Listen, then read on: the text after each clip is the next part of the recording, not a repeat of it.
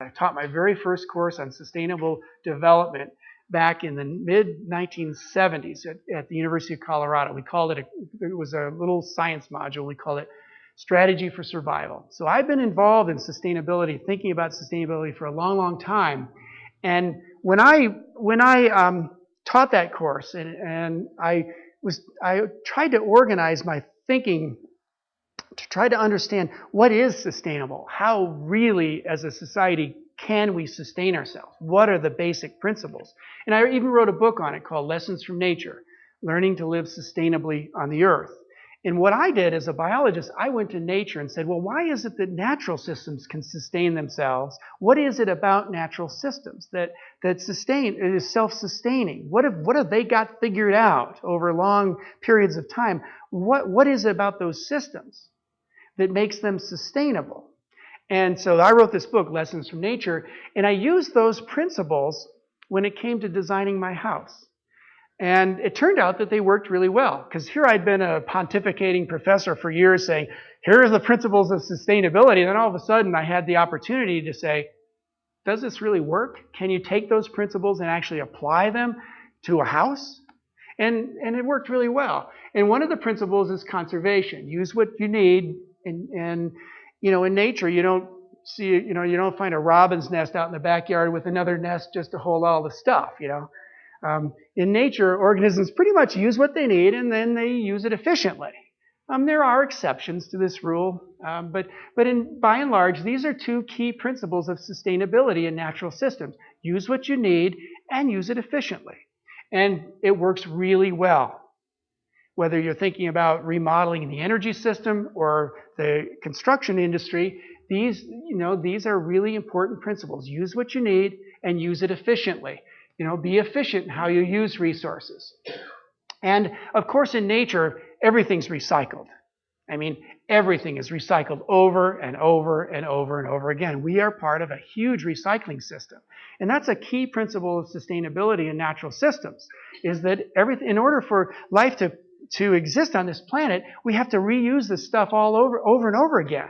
It's not someone's not over there making new carbon atoms.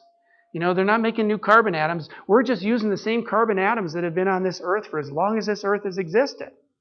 That makes sense? Everything's just reused.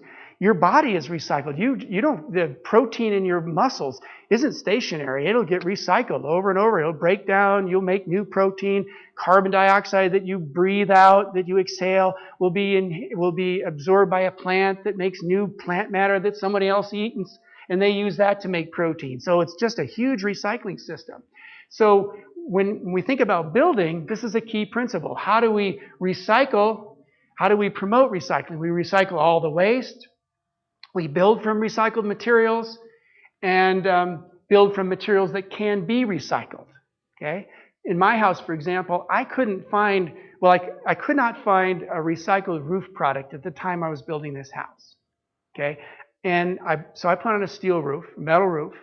There was one exception with aluminum. There were aluminum roofing products available at the time, outrageously expensive. So I went with a steel roof. I never could determine from any of the manufacturers whether there was recycled steel in it. No one had that information. It might have been, but at least it's recyclable. And when that roof is done in 50 years, it can be torn off, ground up, melted down, and made into new roofing materials. Okay? So, nature also depends on renewable resources. The economy of nature is a renewable resource economy.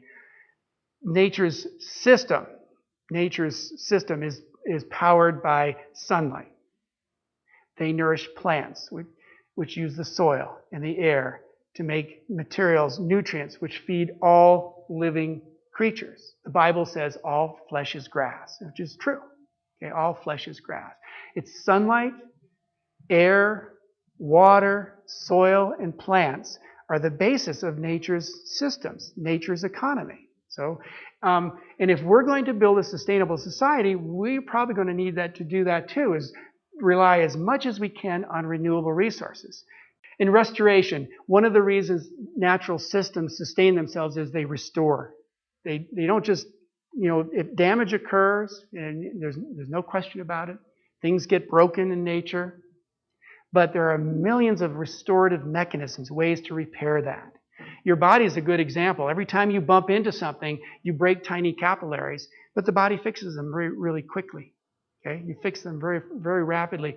You probably suffer 10,000 mutations a day, according to my friends in toxicology.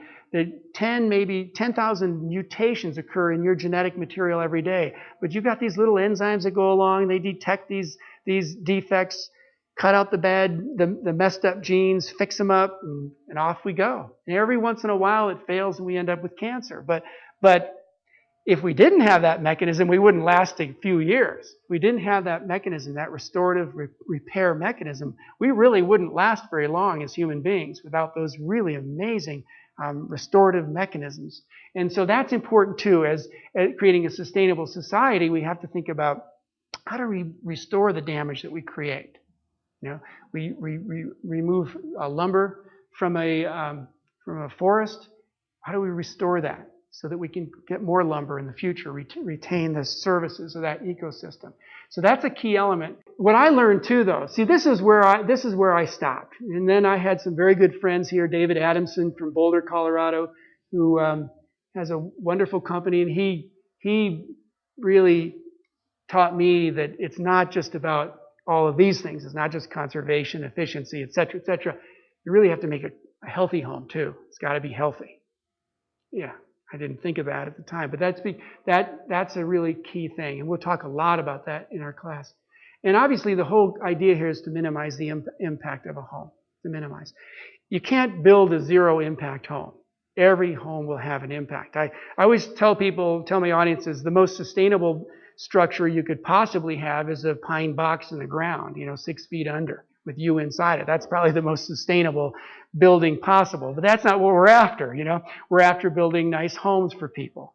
And they're going to have an impact. But by practicing all of these things, by using what you need, using it efficiently, by recycling and incorporating recycled materials, by relying on renewable energies, by restoring the environment, or buying from companies that have a good policy of restoring the environments that they work in. By doing that, you can minimize the impact, okay, on the environment, on workers, on your family, on you, the construction workers, and so on. Okay. So I got my inspiration. I don't want to pretend that this came to me, that this came to you one night when I was sleeping. I got my inspiration from Michael Reynolds. And I have to take my hat off to Michael Reynolds. He started this stuff back in the 1970s, the mid-1970s. He's kind of a maverick architect who built these things called earthships. Now, love them or not, it doesn't matter. Whether you like them or not, it doesn't matter. What matters is that you look at what this guy was doing, because this guy was practicing all the principles of sustainability in these buildings. First of all, it really is a model of sustainable architecture, and I'll tell you some of the things that they've done in here.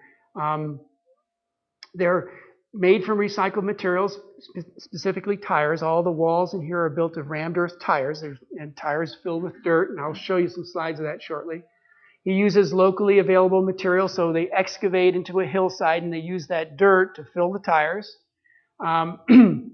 They're energy efficient, usually pretty well insulated. They're earth sheltered, and earth sheltering helps make a home a lot more efficient. They're powered entirely by renewable energy. You can see this thing in the center is a solar hot water system, and these are the solar electric modules here, along here. And then, of course, it's a passive solar structure. It's passively heated. Now, there's one problem with this design, and that's that angled glass. Never, ever, ever build a house with angled glass. Never build a passive solar home with angled glass. There are a few places you can get away with it, but as a rule, stay away from angled glass.